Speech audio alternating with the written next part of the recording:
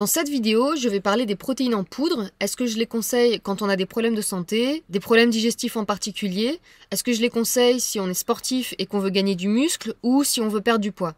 Alors, si vous me connaissez un peu et que vous avez vu certaines de mes précédentes vidéos, vous vous doutez de mon point de vue sur les protéines isolées puisque je déconseille les nutriments isolés. J'ai écrit un long article sur le danger des vitamines isolées et j'en parle dans plusieurs vidéos dont je mettrai les liens en commentaire sous cette vidéo. J'ai surtout détaillé mon point de vue sur les vitamines et les minéraux isolés, mais il en va de même pour tous les nutriments isolés, quels qu'ils soient, protéines inclus. Le problème des nutriments isolés, c'est qu'ils sont extraits de leur matrice naturelle, qui est la nourriture, dans laquelle ils se trouvent en parfait équilibre pour une absorption optimale dans notre corps.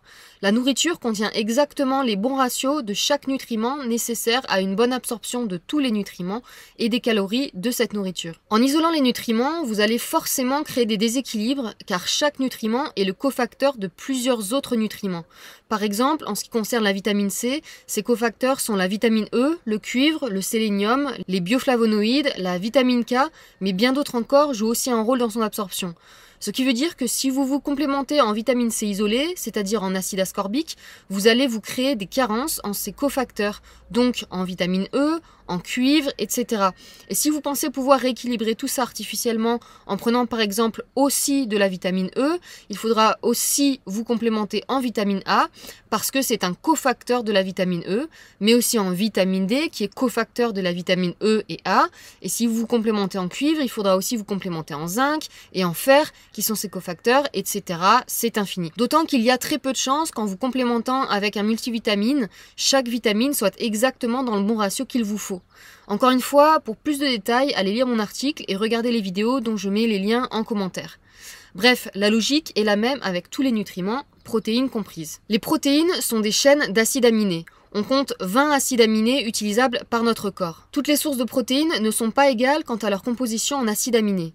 Les protéines animales sont des protéines complètes, contrairement aux protéines végétales, c'est-à-dire qu'elles comprennent tous les acides aminés essentiels dont le corps a besoin en quantité adéquate. Par contre, quand on parle de protéines animales et de leurs acides aminés, il faut faire la distinction entre les différentes parties de l'animal. Certaines parties de l'animal vont être plus ou moins riches en certains acides aminés comparés à d'autres. Le problème de l'isolation des nutriments ne concerne donc pas seulement les compléments artificiels, c'est déjà un problème dans l'alimentation moderne, même brute et non transformée.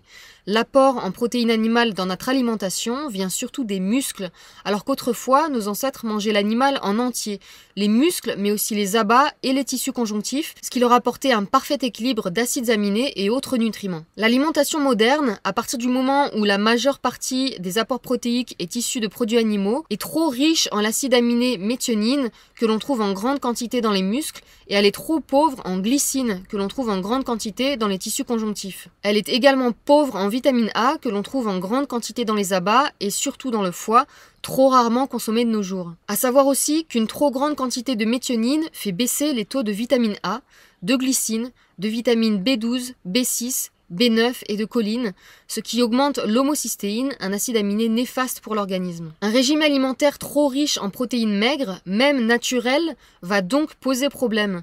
Vous avez peut-être déjà entendu parler du mal du caribou, ou rabbit starvation en anglais.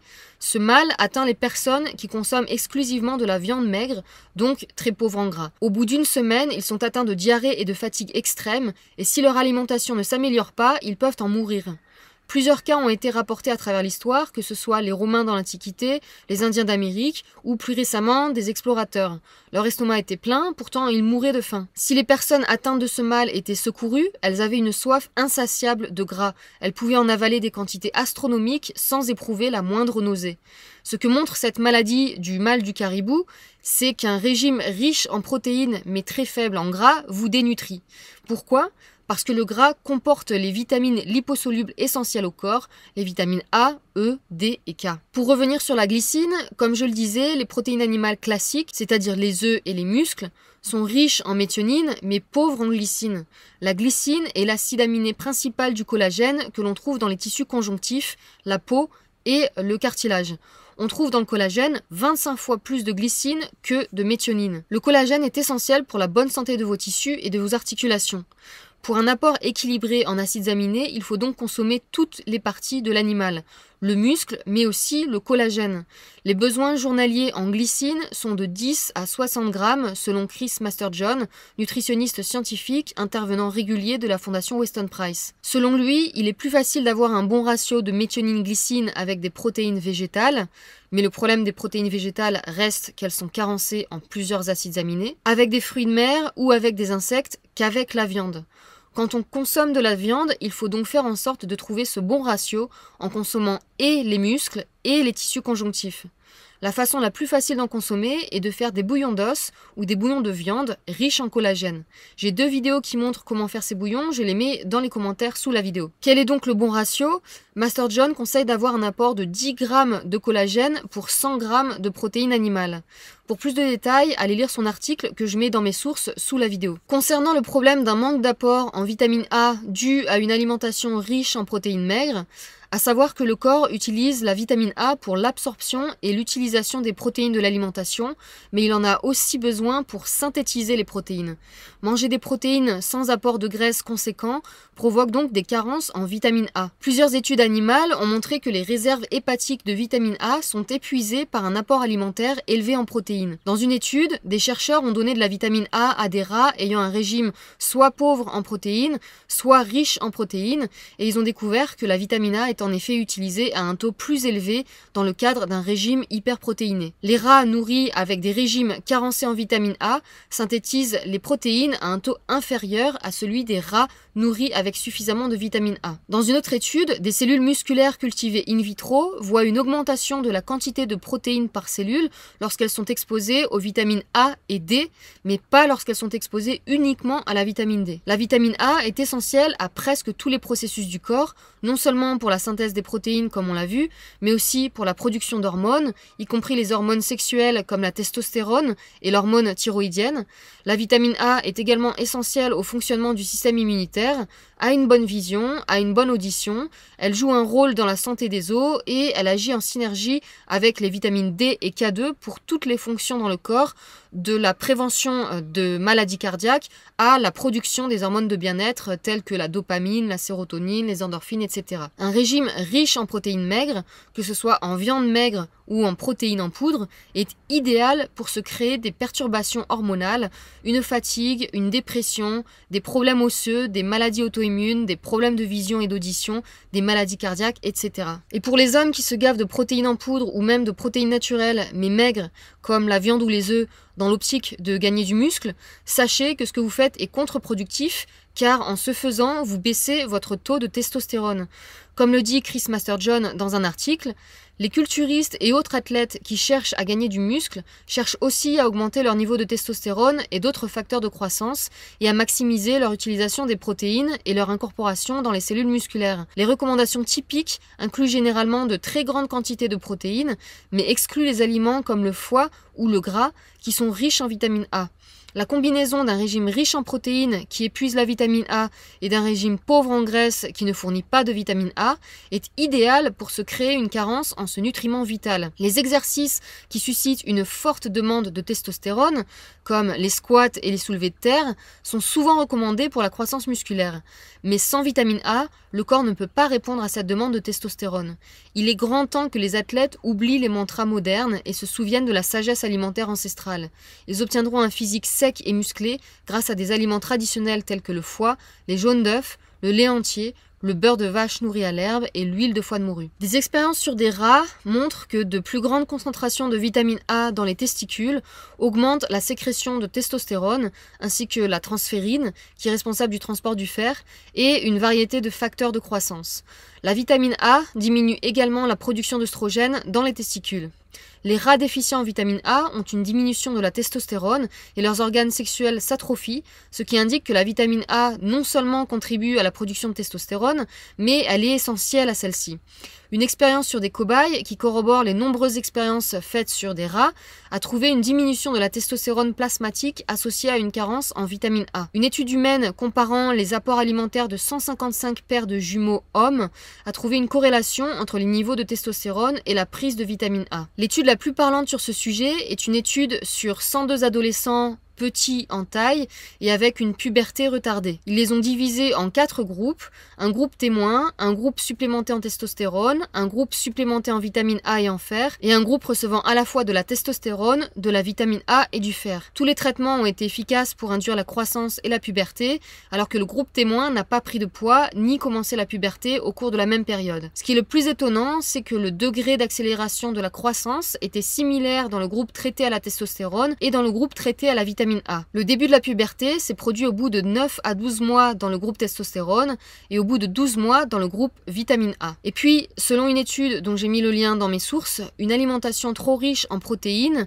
c'est-à-dire plus de 35% des calories ingérées, et faible en glucides, fait baisser le taux de testostérone. Pour en revenir au sujet de base qui est les protéines en poudre, on comprend donc maintenant que consommer des protéines animales en poudre telles que la whey ou le blanc d'œuf par exemple n'est pas une bonne idée parce que ça induit des carences en glycine et en vitamine A, ce qui est contre-productif puisque la carence en ces nutriments implique une moindre synthèse des protéines dans le corps et une baisse de la testostérone qui elle-même induit une fonte musculaire. Mais ce n'est pas tout, ces protéines en poudre sont nocives aussi à cause de leur qualité qui est souvent médiocre.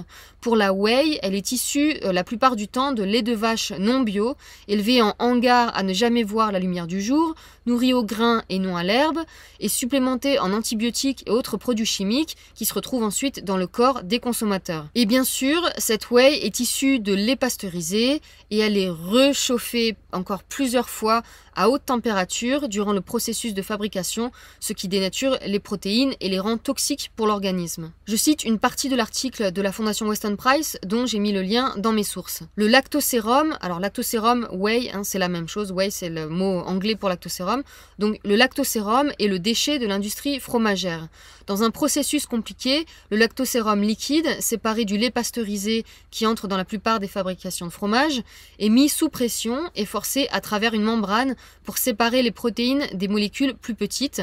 Cela se produit au moins 2 fois en microfiltration, puis ultrafiltration. Les pressions utilisées varient de 30 à 100 PSI, c'est-à-dire de 2 à 7 bars. Ce processus endommage-t-il les protéines de lactosérum? Selon certaines sources, cette pression, bien que considérée comme non excessive, est suffisante pour modifier la structure des liaisons hydrogènes de l'eau et donc perturberait également la structure des protéines. Mais même si c'était pas le cas, après la pasteurisation et le processus de filtration, le liquide résultant est expulsé d'une buse à 250 degrés Celsius pour produire une poudre. Le résultat est la dénaturation des protéines et l'oxydation des minuscules particules. Le lactosérum peut également être réduit en poudre par un processus de lyophilisation, mais c'est une procédure coûteuse et peu de marques de poudre de lactosérum sur le marché aujourd'hui sont traitées de cette manière. De toute façon, ce lactosérum est déjà issu de lait pasteurisé, donc dénaturé. Et concernant la toxicité du lait pasteurisé, je vous renvoie vers ma vidéo sur le lait dont je mets le lien dans les commentaires. Pour les protéines en poudre à base de blanc d'œuf, c'est le même principe. Au-delà du problème de l'apport excessif en protéines maigres et donc carencées en glycine et en vitamine A, les œufs utilisés pour ces poudres sont généralement non bio, issus d'élevage en batterie de poules ne voyant jamais la lumière du jour, stressés et nourris seulement de grains et non de leur alimentation naturelle, c'est-à-dire des insectes, de l'herbe, etc. Et le processus de fabrication inclut là aussi un chauffage excessif qui dénature les protéines. En ce qui concerne les protéines végétales, comme on l'a évoqué tout à l'heure, elles n'ont pas ce problème d'excès de méthionine, mais elles sont non seulement incomplètes dans leur profil d'acides aminés, mais elles contiennent aussi de nombreux antinutriments et sont en plus fortement contaminées en métaux lourds et en produits chimiques comme le BPA, des résidus d'hexane et autres solvants issus de l'industrie pétrochimique, sans parler de tous les additifs ajoutés dans le produit fini, c'est-à-dire les colorants, les conservateurs, les agents de charge, les agents sucrants, etc. Les poudres de protéines végétales, même bio, sont beaucoup plus contaminées en métaux lourds et en produits chimiques que les poudres de protéines animales à cause du processus de transformation qui implique encore plus d'étapes de transformation pour en extraire les protéines que pour la fabrication de poudres de protéines animales. Mais aussi parce que les végétaux utilisés concentrent naturellement les métaux lourds, en particulier le riz, généralement contaminé en arsenic et en plomb. Je cite encore l'article de la Fondation Weston Price concernant le processus de fabrication des protéines de soja. Le processus de base commence avec de la farine de soja dégraissée qui est bouillie avec une solution alcaline caustique pour éliminer les fibres, puis lavés dans une solution acide pour précipiter la protéine. Les caillés de protéines sont ensuite plongés dans une autre solution alcaline et enfin séchés par pulvérisation à des températures extrêmement élevées. Les protéines résultantes sont invariablement dénaturées, bien que certaines des protéines très résistantes, comme les inhibiteurs de protéase, survivent à ce traitement brutal. Ceci inhibe la digestion des protéines. Ces molécules résistantes ont été associées à des problèmes digestifs, à des pancréatites et même à des cancers du pancréas. Le processus de fabrication élimine certaines saveurs amères du soja et réduit les niveaux de sucre complexe qui provoquent des flatulences. Mais des études ont montré que les isolats de soja augmentent les besoins de l'organisme en vitamines E, K, D et B12. Parmi les minéraux, le phosphore est peu utilisable et des carences en calcium, magnésium, manganèse, molybdène, cuivre, fer et zinc apparaissent chez les animaux nourris aux protéines de soja isolées. Les isolats de protéines de soja sont également plus carencés en acides aminés soufrés que les autres produits à base de protéines de soja. Le processus de production des isolats de protéines de soja fait augmenter les niveaux de toxines cancérigènes telles que les lysinoalanines et les nitrosamines. Le soja est unique parmi les légumineuses parce qu'il contient des niveaux très élevés d'isoflavones, des phytoestrogènes qui se trouvent concentrés dans les isolats de protéines. Ceux-ci peuvent bloquer la testostérone chez les hommes, provoquant l'infertilité et même le développement de seins. Les isoflavones sont également responsables d'effets dépresseurs sur la thyroïde. Toute poudre de protéines végétales passera par un processus de fabrication similaire, c'est-à-dire séparation de la fibre par ébullition dans des solutions alcalines, puis dans des solutions acides pour précipiter les protéines, puis séchage par pulvérisation à des températures très élevées, laissant les protéines dénaturées et finalement toxiques. Et si vous trouvez des protéines végétales dont l'extraction est faite sans chaleur, généralement ils utilisent pour l'extraction des solvants issus de la pétrochimie, laissant des résidus toxiques dans le produit fini. Concernant la protéine de chanvre, très en vogue ces derniers temps, une étude sur les antinutriments dans les protéines de chanvre, dont je mets le lien dans mes sources, nous dit la présence de tanins condensés, d'inhibiteurs de la trypsine, d'acide phytique et de saponine dans la poudre peut réduire la protéine disponible soit en la précipitant, soit en inhibant les enzymes digestives. Des phénomènes de chélation ou de complexation par l'acide phytique, les tanins condensés et les saponines peuvent réduire l'absorption des minéraux et des vitamines. Le métabolisme de certaines substances contenues dans la poudre peut entraîner la libération de produits toxiques, glycosides cyanogènes en acide cyanhydrique. De plus, les saponines ont des propriétés hémolytiques prononcées, ce qui veut dire que consommer ces poudres n'a aucun intérêt. Les protéines, minéraux et vitamines sont très peu absorbables et contiennent des substances toxiques. Généralement, les poudres de protéines de chanvre sont faites à partir de la graine entière et donc incluent la coque, qui est riche en fibres indigestes et en antinutriments. Sinon, vous pouvez acheter des graines de chanvre décortiquées, donc qui ne posent plus ces problèmes d'antinutriments, mais ce sont des graines entières et non pas de la poudre, donc pas possible d'en prendre en shaker. Et à voir quel processus ils utilisent pour décortiquer les graines de chanvre. Est-ce qu'ils les font aussi tremper dans des bains chimiques? Est-ce qu'ils utilisent des processus impliquant de fortes températures qui vont oxyder les acides gras polyinsaturés et qui sont donc très fragiles, dont les graines de chanvre sont riches? Il existe certaines marques qui vendent de la poudre de graines décortiquées, mais c'est rare. Le processus utilisé pour faire la poudre implique forcément de hautes températures, là aussi susceptibles de dénaturer les protéines. Et aussi, les acides gras polyinsaturés sont oxydés non seulement à cause de la haute température impliquée dans le processus de fabrication, mais aussi par le fait que la réduction en poudre les expose encore plus à l'oxygène que la graine entière. Et puis enfin, le PDCAAS pour les graines de chanvre, donc le PDCAAS qui sert à évaluer la digestibilité des protéines, n'est que de 0,63. Même si cet outil n'est pas parfait, il donne tout de même une idée.